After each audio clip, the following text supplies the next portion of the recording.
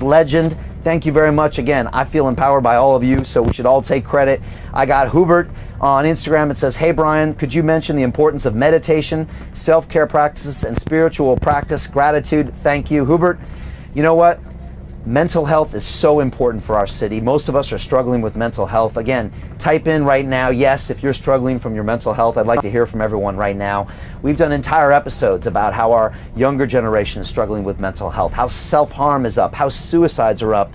By the way, going by Imperial College London here, some great work being done there on these topics. Tell me if you're struggling with that. I am all about how can we make our health better. I've got a whole policy called Health First, where we invest in our physical health, our mental health. And again, I have been using a meditation practice for a long time. It's probably what gives me all this energy. I have a physical practice every single day. I think right now the citizens of London and the citizens of the UK could be investing in their health proactively.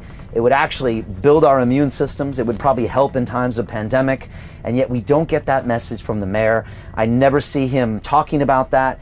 And let's be honest, I never see him doing that. And I raised 2 young boys, and let me tell you one thing. They don't do what I say, they do what I do.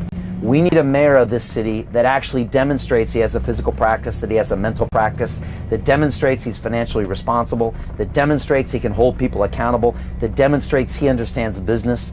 I do all those things, and it's going to be very important to me as mayor. Again, I've got 12 detailed policies on my website, brianformayor.london. Health First is one of them. So thank you so much for bringing that up.